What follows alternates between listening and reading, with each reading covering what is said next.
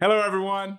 Jake Delhomme here, former Carolina Panthers quarterback, lucky enough to be a Hall of Honor member in Carolina.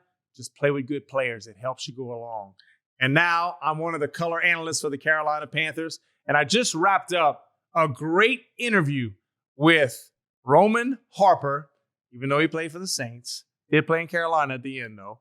And also Charles Peanut Tillman of UL Lafayette Raging Cajuns. And this is the NFL Players Second Acts Podcast. Bam! UL, right there. You see it. Zoom out. Get it all day. You don't like it. University of Lafayette Raging Cajuns. My ball.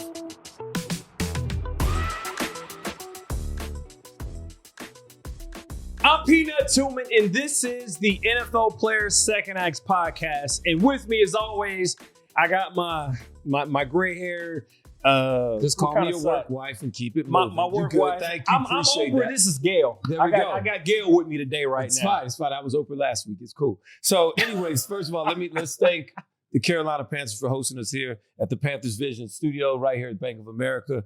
Thank you first and foremost. Now, I'm really excited about our next guest. I know this man. I watched him growing up. I played against this guy. He is fiery. He is beautiful. He is from Louisiana. Go ahead, Peanut. I'm excited about this next guest. The heart and soul of a Can-Am. Played 14 seasons in the NFL. He's in the Panther Hall of Honor. Now he's in the broadcasting and horses, I do believe. No, big-time horses. And there's only 8 Ring of Honor guys here at the Carolina Panthers. So that says a lot. Rare air. That says a lot. This man's got some good DNA. Ladies and gentlemen, Jake Delhomme, welcome to the show.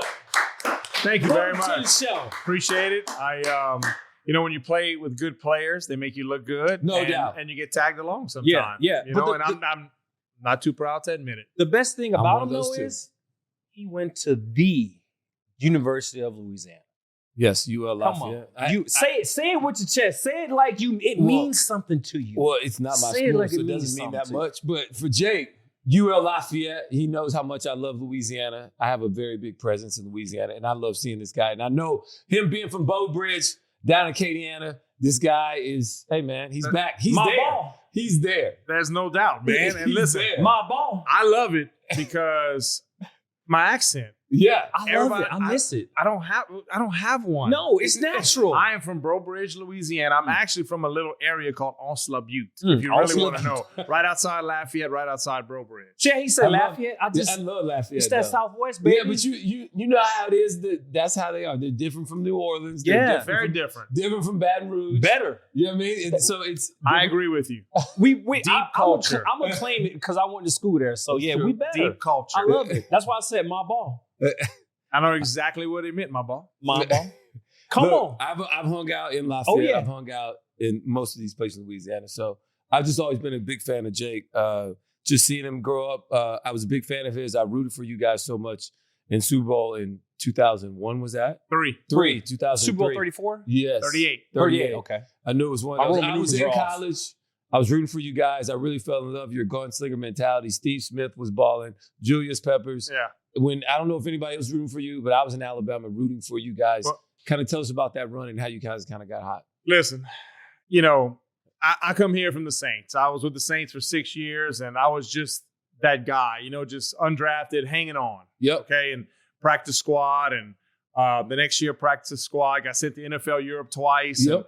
Can't even start in NFL Europe. Really? Couldn't even start the first year. I'm backing up a 26-year-old Arena League football player named Kurt Warner. And I remember, that guy. that that's guy. crazy. But NFL Europe was so good for all the. It was fabulous. We got sent over there, and Frankfurt. I was Amsterdam in '98. Didn't play because of that Amsterdam. Hall of Famer Kurt Warner. Then I went over in Frankfurt in '99. Okay. Yeah. So, and it was. I remember calling home, go back to Kurt, and I would talk to my girlfriend, who's not my wife, and then talk to my parents. And how was scrimmage today or whatever? It was good. How'd you do? I did well. What about the other guy? Did good. He's kind of got a quick release. He's kind of accurate. I mean, I don't know what you want me to tell you. This guy's good. Yeah, he's good.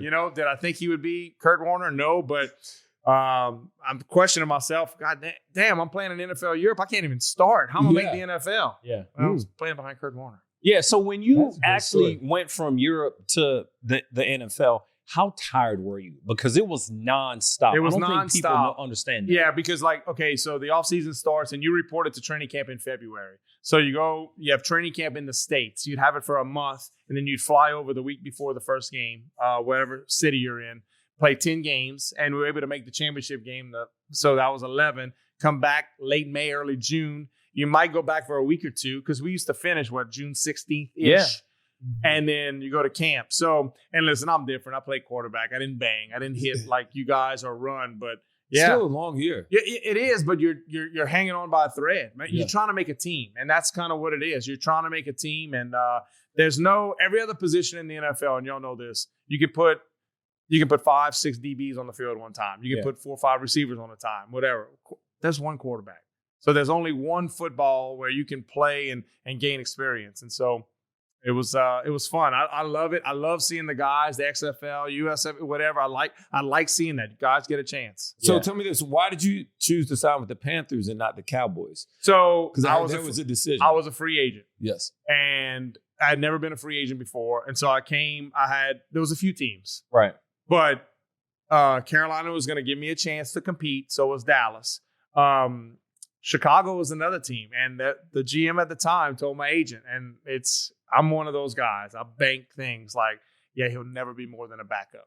And so, no doubt, you bank those. You got to. And so I come here on my visit, had a great time on my visit, and just loved everything about it. I got offered a contract, and it was a 2-year, $5 million contract. We had just had our first child. My wife and I just had a few months prior. And so I made minimum. Everything was minimum for me. I'd never made man. And in essence, the whole thing was almost guaranteed how it was structured. And so I was going to go visit Dallas. Well, they don't want to let you leave. They want you. And my agent, Rick Smith, the Priority Sports, Rick and Marty Herney were very close. And he said, Marty, just trust me. Let him go visit Dallas. He said, this kid was never invited to the combine. He was never that guy. Yeah. He said, I'm just telling you, let him go see. He'll make the right decision. So I go to Dallas, and I spend the majority of my time with the quarterback coach, Sean Payton. Fell in love with him. But here's the crazy thing. John Fox and Sean Payton were both coordinators for the New York Giants. John defense, Sean offensive coordinator. And they were like best of friends. Dan Henning was my offensive coordinator. Dan Henning's best friend in the world is Bill Parcells. Head coach of Dallas. Yeah. So when I left, Dan was like, hey, don't listen to Bill's crap. Bill's going to tell you, hey, I have resources too. You need to come over here. Dan was giving me his spiel. And so I go there, and it was funny. Both places raved about each other. Yeah. So I love my time there. It was 6 hours from home. This was 12 hours from home coming to Charlotte. And it was a 2-year, $4 million deal. It was $1 million less. Yeah. It was $1 million less. And listen, that's a lot of money now, but that's a lot of money back then. I never made anything. Especially when hey, this might be, because you've been hanging on. This might be my only one, so I gotta go. And so I'm so glad Carolina. And so it was going back and forth, and I wasn't sure. And Sean was like, hey, Jerry Jones was not there. He was flying in that night. And I was supposed to fly back that night. It was a 1-day visit. And my wife, I kind of to go talk to her on the phone. I don't even know if I had a cell phone at the time, and she was like, stay overnight. Just let Jerry meet you. If this is where you want to be, let him meet you. And I'm like, whatever. So afternoon goes on. The money's not budgeting. My agent told me, he goes, if you ever going to listen to me in your life, you cannot sign with Dallas. Said why? He said, they're not ready to win. He said, I'm telling you, they still had the baseball players at the time, Chad Hutchinson, Quincy Carter. Yeah. He said, they're not ready. He said, I'm telling you, Carolina is on the cusp. He goes, just trust me when I tell you, they have built something there. They just need a few pieces. So I'm like scrambling. So I said, Sean was like, hey, stay overnight. Peyton, stay. And I'm like, I need to go make a phone call. So I go, and I'm going into the office that they made me that I made a phone call earlier. Press 9 to get out. Yeah. It's locked. And the guy was like, why is that locked? And the only door was open was this one. He was, come in here. So I went and I sat down, and I'm on the phone, and I'm talking to my wife. Yeah, my wife. Yeah, and I'm like, I don't know what to do. And I look up, and I kid you not, there was sticky notes, all different sizes. And it was Charlotte. It was Charlotte Jones, Jerry's daughter's office. They put me in the call. I'm sorry. That was a sign. I'm a big listen. Yeah. I'm deeply religious guy. Like I just think the good Lord put signs. Yeah. And I told my wife, coming home. And I hung up the phone. I went to the airport. Signed with Carolina. Wow. I'm telling you, I think the big man upstairs had something to do with it. I kid you not. I like that. So with all the bouncing around in NFL Europe, at what moment in time did you know that you could be a starter in this league? Whenever I had my first start, December 24th, 1999. We played the Dallas Cowboys on a Friday. Yep. Only game on that day. I got to start because we sucked at the Saints. I'll tell you that right now. Billy Joe Hobart was hurt. Billy Joe Tolliver was hurt. Danny Werfel. It was just the Saints weren't good for a long time. We were 2-12. We were terrible. Dallas was on the cusp of making the playoffs, and they were going to start me. And it's a crazy story. Billy Joe Tolliver was the guy, but Billy was coming off of a meniscus and a rib. He had two things. So on the day before, Mike Ditka tells him, Tolliver, he goes, hey, we're not going to dress you no more. He said, Coach, I'm good.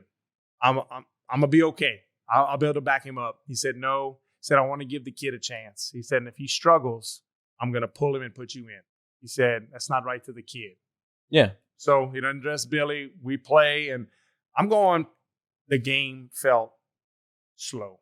The game felt normal to me. Mm-hmm. Because you don't know. You just don't know. I remember getting out, and my first pass was intercepted. We were throwing a hitch. I throw it. Kavika Pittman jumps up, bats it. Darren Woodson intercepts it on the other side. I mean, it was first ever interception. First throw.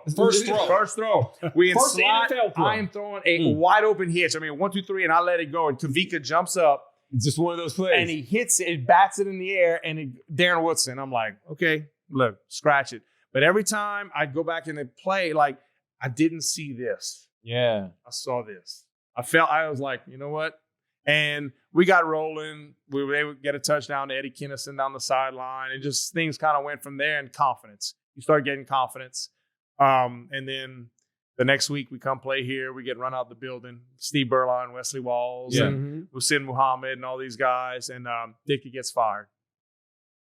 And so the guy I finally made headway with is gone.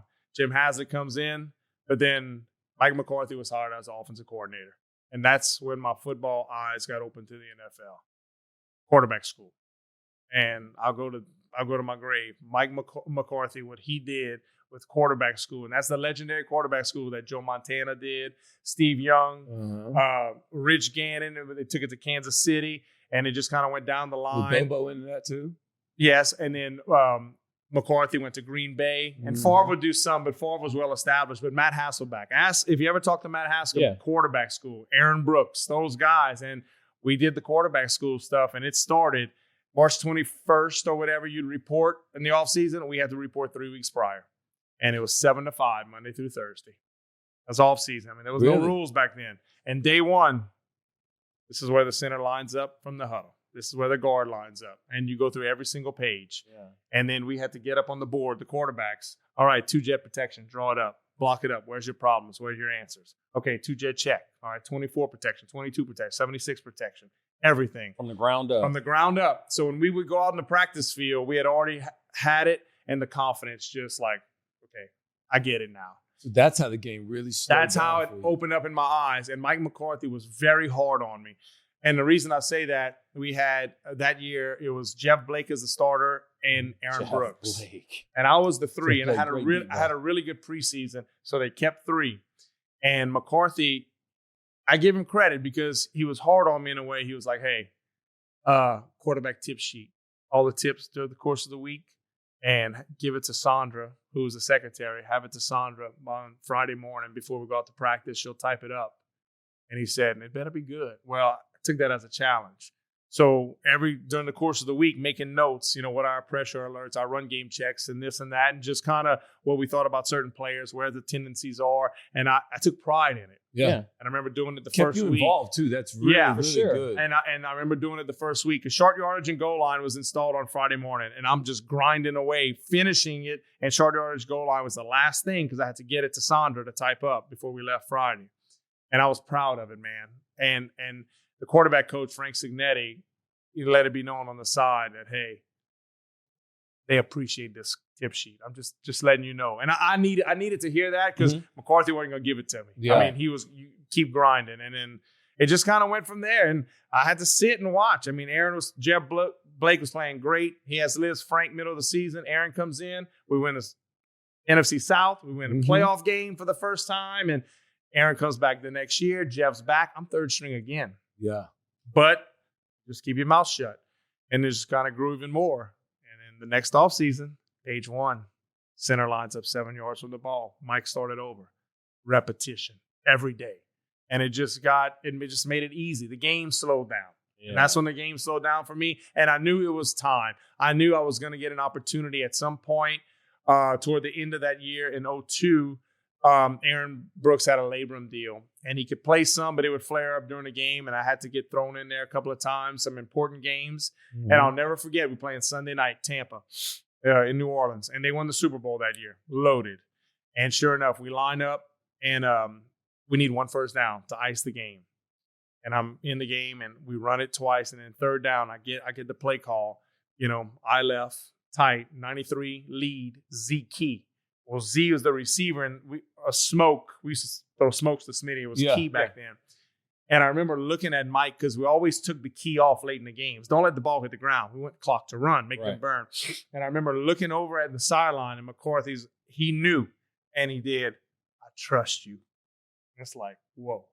So we line up, and sure enough, here comes, Lynch comes down, and he gets in the box, and it's a reverse out because we and I took 1 step, and when I came back, they all filled, and Joe Horn, it was a slant. The key meant a slant, and Joe Horn, and I just hit him.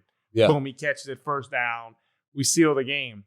And that was a trust factor. You know what I mean? That was the trust factor that the coaches had in me, and I had to play again in Baltimore 2 weeks later. Did well when I went in. I love because everybody has these moments where all of a sudden you know when you start to believe in yourself. Yeah. And so you talked about the confidence that these things, these plays, these certain moments that you vividly remember and able to draw a picture for us and the viewers.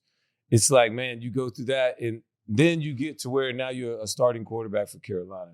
You guys get on that hot streak. Yeah. And you guys are running the ball. You're making big explosive plays to Moose, to Smitty. And I want to know this. In that Super Bowl 38, you that a long touchdown pass to Moose. Right. 85 yards. Still the longest pass in Super Bowl history.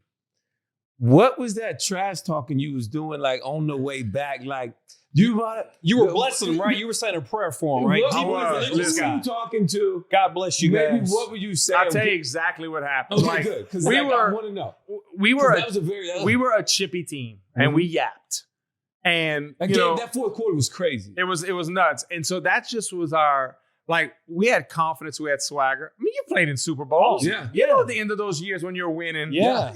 Especially the way y'all beat St. Louis, the way you guys got there. Exactly. I love that. We beat Dallas here. We beat San, we beat Philly and Philly. It was just we were one of those. So sure enough, we ran Exxon, a staple play, and Moose doesn't. That's the whole point of the play.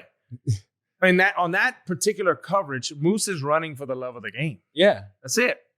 Well, I kind of slide a little bit with my funky little feet, and then as Moose keep running, he never stops. It didn't look pretty in the pocket. I just see the hook, Yeah. Mm-hmm. I let it go. And he catches it, and he scores. So the first thing you do is you look for a flag. There's no flag. Well, I take off running. Well, Rodney Harrison is walking. And if Rodney saw a fly walk past him, Rodney was going to hit it. I mean, that's just Rodney. He hit anything. Yeah. I said, I'm going to run right by him. I'm going to put my hands up. And I said, I'm going to get a cheap 15. And sure enough, that's what I did. And he gave me the chicken wing, but it hurt. Rodney, you touched Rodney, it hurt. And whatever. And that's when I was like, I might have said a few choice words, and I don't even know what I said. My gibberish was coming out. Yeah. And so, but that was us. That was me. But yeah, I might have asked him, or might have said a couple of. I know you're in the horse business. Yes. I've been on a horse a couple of times, and one horse took off on me, and I held on for dear life, screaming and cursing. And Peanut, how'd you feel like being that high up? Because that's my fear when I didn't like it. I'm like, it's just I didn't like it because I didn't like it because I wasn't in control. I wasn't in control. You weren't in control. I was in Costa Rica, and this horse just took off on me. And you're probably going through the water. Or something. I'm on some rocks, and I'm like, whoa, like most people do, right? Did not work. Well, they feel you.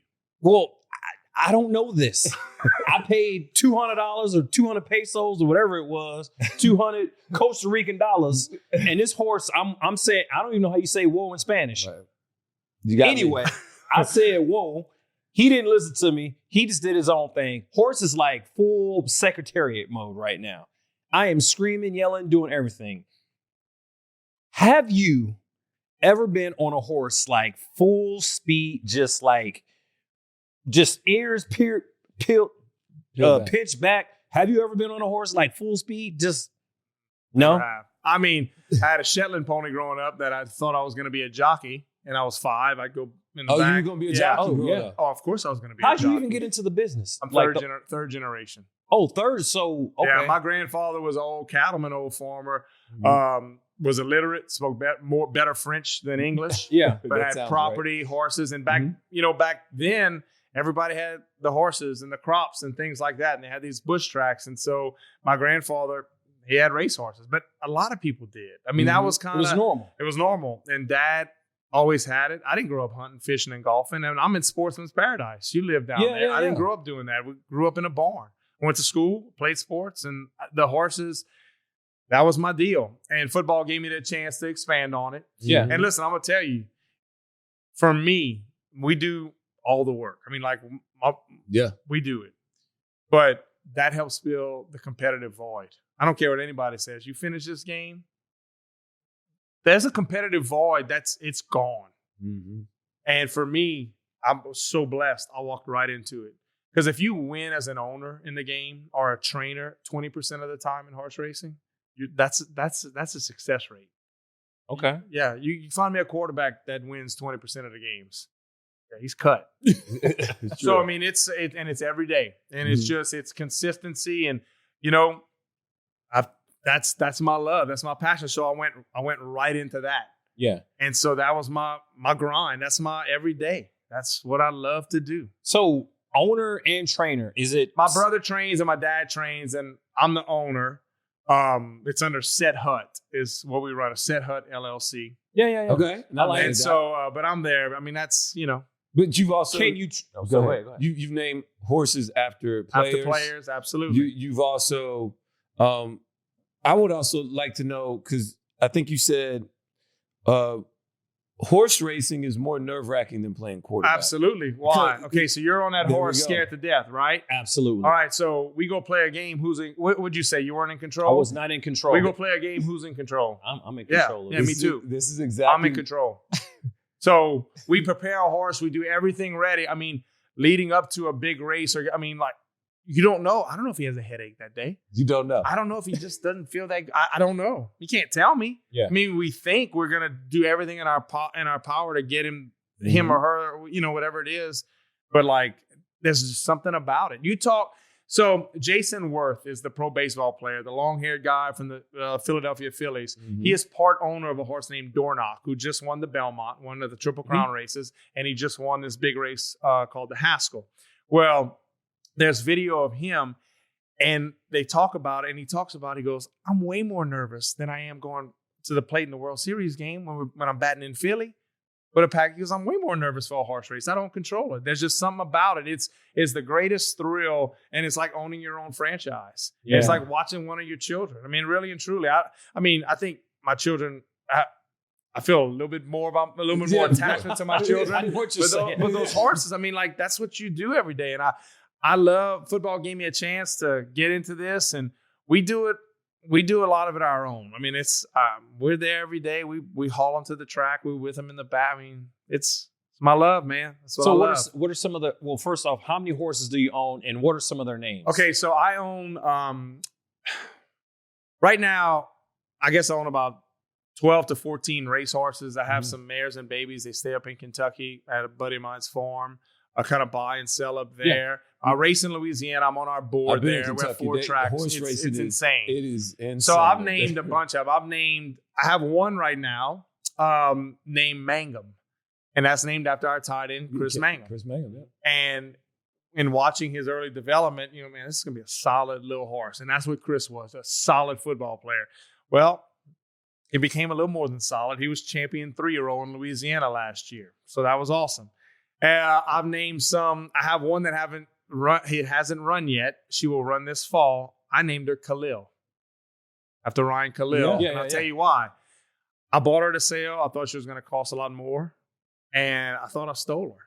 And I thought we stole Ryan Khalil in the second round. I mean, very simple. I named one ex-clown after Steve Smith because this one had a little fire in him and he was full of muscle. That was Steve Smith. Yeah. You know, I mean, I named one 50 Protection. I've named one 2-Jet.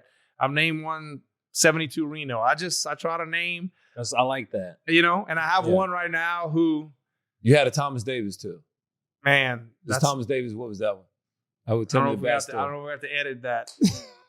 So it's like, okay, so I bought a horse. His daddy's name is Violence. Oh.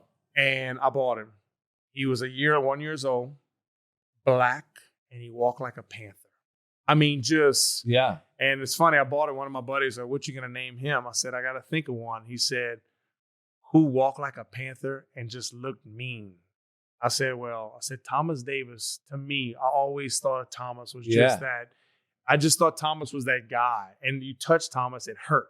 He has no muscles anywhere, but you just touch him and it hurt. Yeah. And so I had to get permission to name him that because you can't just name him. So Thomas had to email me. I had to send the jockey club.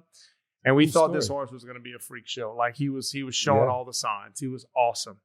And it was in December at the fairgrounds. And I'm assuming you're going to say this.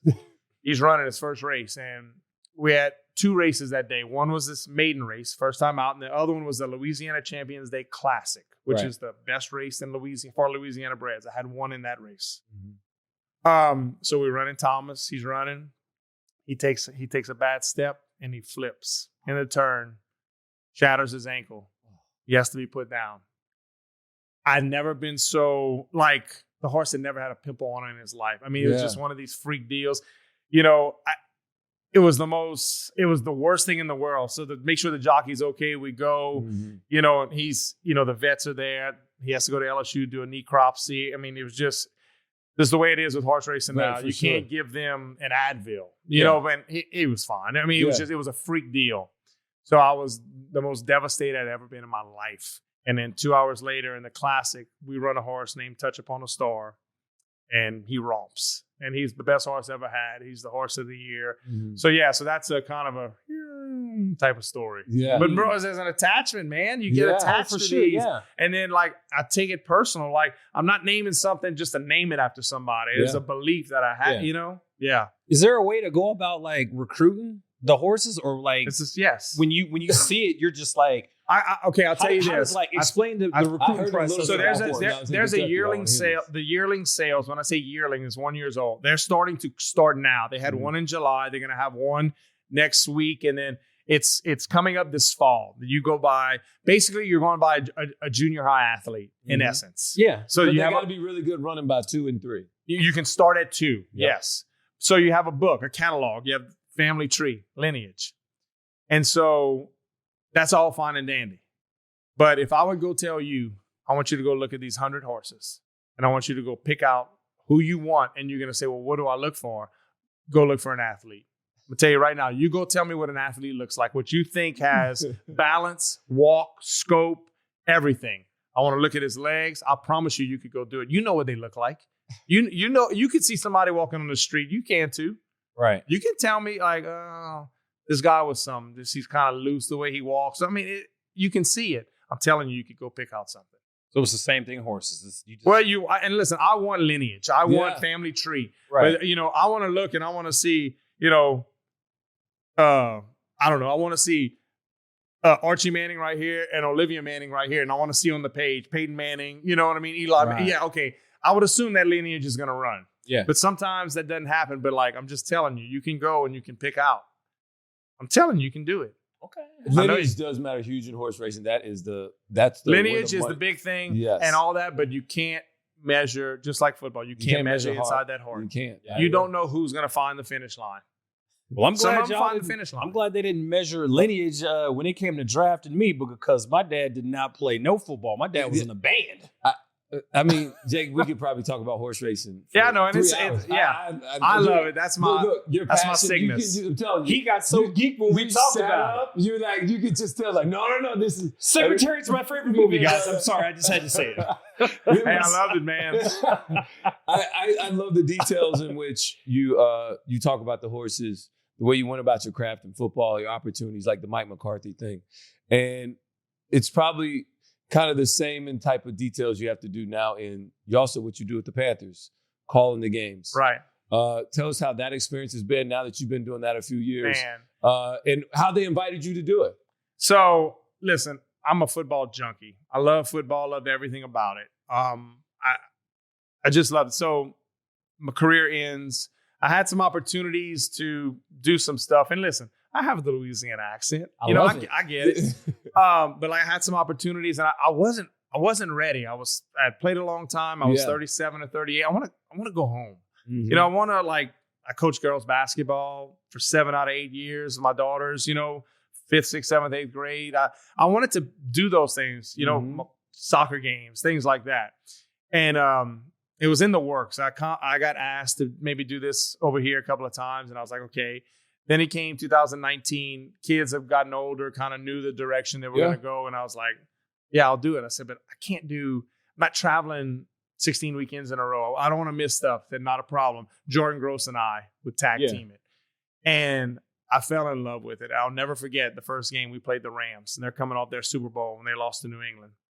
I watched all 19 games leading up to the first game. I had my notes. I am ready. And Mick Mixon was the announcer at the time. And calling games live in person is totally different. Yeah. So I asked Mick in training camp, I was like, hey, I want to do a preseason game. And he said, I said, what do you mean? He said, Mick did television, not the radio. And I was like, yeah, but he goes, you're going to be just fine. And he gave me pointers. Hey, just talk to him. Just tell a story. You're having a conversation. He said, it's not TV. Yeah. It's so different. It's not. More details. And then, and our producer here, David Langton, just little nuggets. Hey, we score a big touchdown. Don't say anything.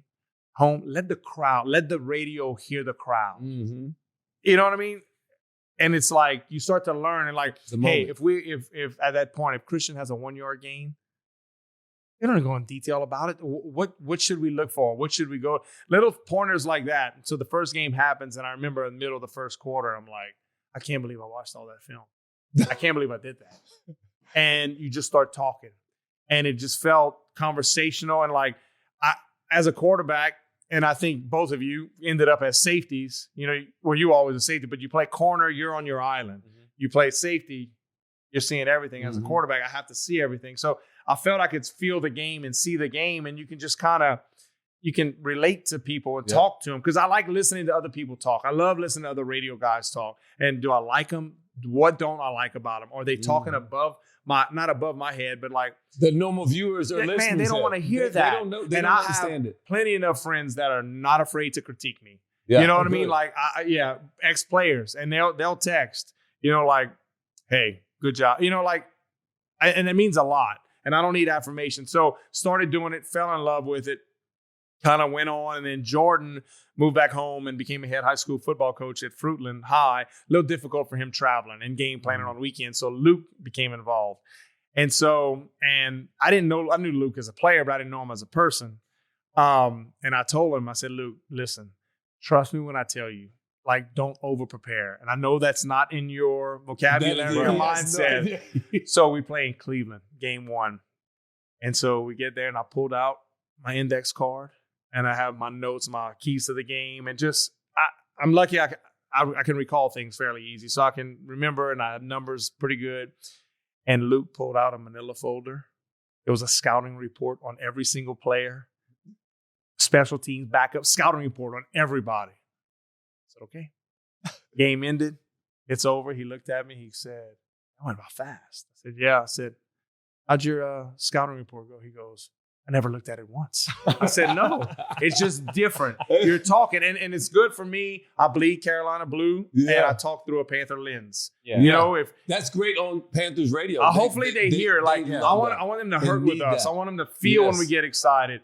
And I'm not going to berate somebody. I've thrown a lot awful interceptions. But if somebody throws we have a bad pick. That's a pass Bryce would want to have back. Yeah. Or that's something that, JC probably needs to make that play at corner. It's a way to deliver. I think Chuba might have missed that hole. Like and instead of, the sensationalization. Oh my sensationalization. Oh, what a terrible pass. Yeah. Oh, I mean, come on, don't sensationalize anything. I don't know. That's just Guys respect you for that, though. I want to be real and honest, but I want to be like, hey, I want you to feel my Panther pride coming through. For but sure. listen, it's hard. Last year was difficult calling games. Yeah. We won 2 games. That's hard. And the frustration, I'm bruised on this side of my body from Luke hitting me, and he's bruised on that side. We get frustrated. We want to win. We want these fans to holler. We want, but I love it.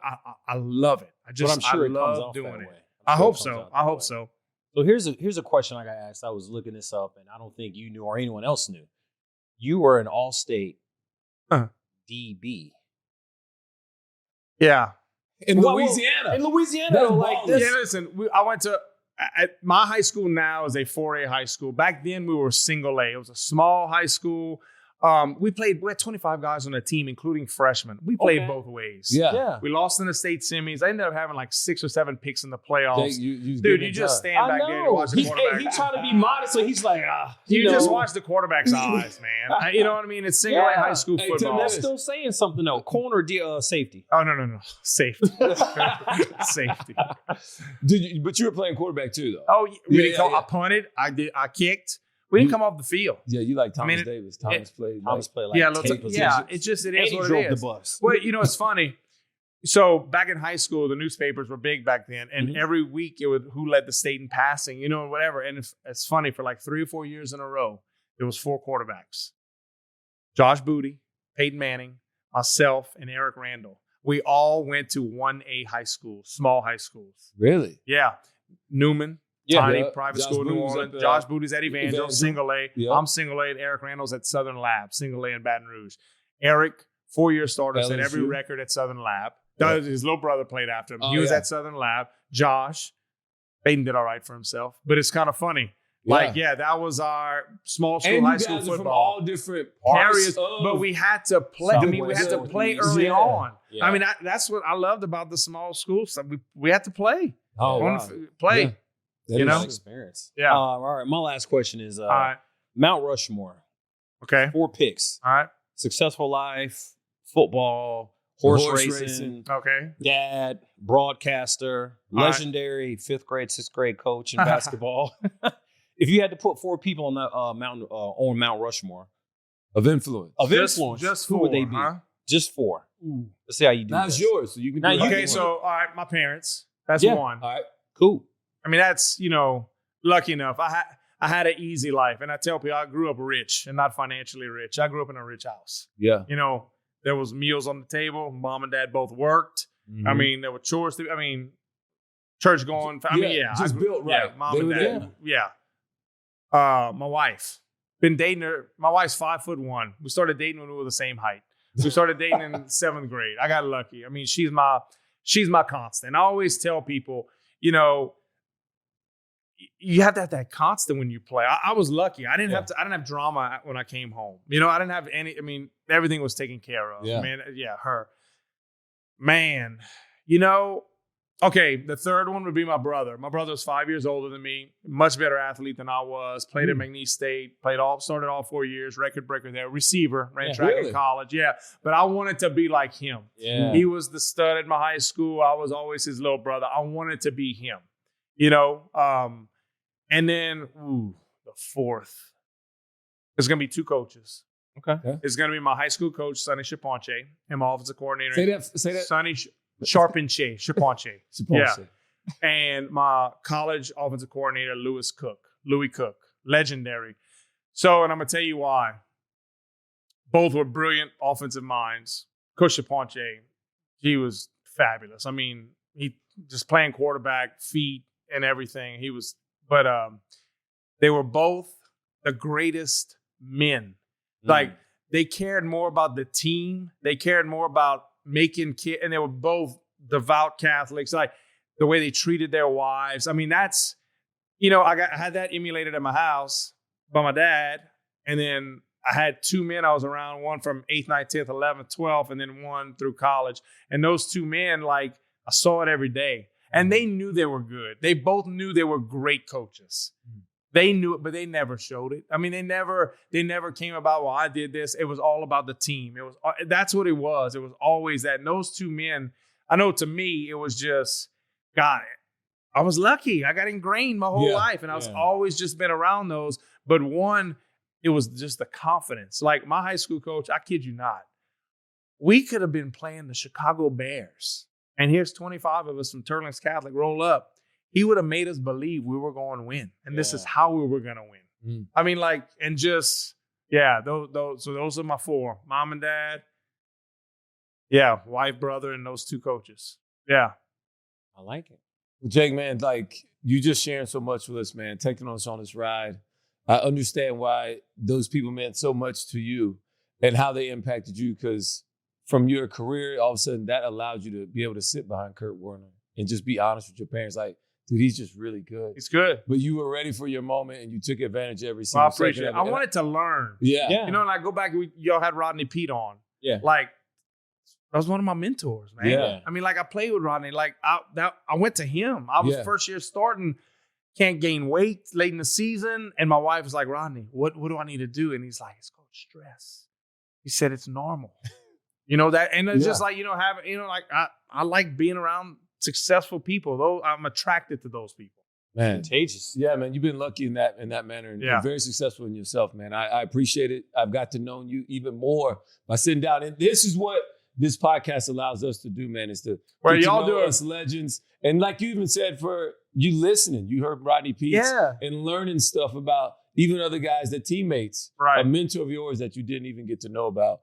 And so I appreciate it. Yeah, he went deep, and I was like, man, I didn't know that. And I had so much respect for Rodney, and still do. And then Matt Willig, ex-teammate, you know, and then certainly Smitty, my feelings for him, they'll never wane, you know. So that's awesome. I think y'all do a great job. Y'all are two classy role models.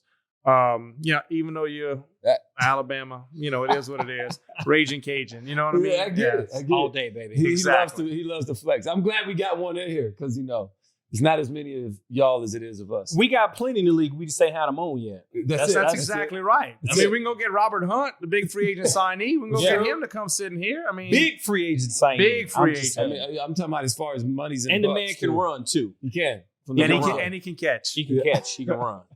All right, man, get us out. Thank y'all, man. Y'all great. I want you to get us out of here, boss. All right, man. Well, I'll get us out of here, man. Well, thank you. Wherever you're listening to, I was not ready to get us out of here. But I can tell. Whether it's iHeartRadio, Apple Podcasts, and definitely check us out on YouTube. We got a new YouTube channel. Click. What is it? Share, follow. like. There it is. Share, like, follow. subscribe, link. Yeah. Leave comment. Tell a friend and tell a friend. Let's get us out of here, man. Thank you, man. We out here. NFL Players Second Acts Podcast. We out. I'm going to close this next time. Yeah, you should.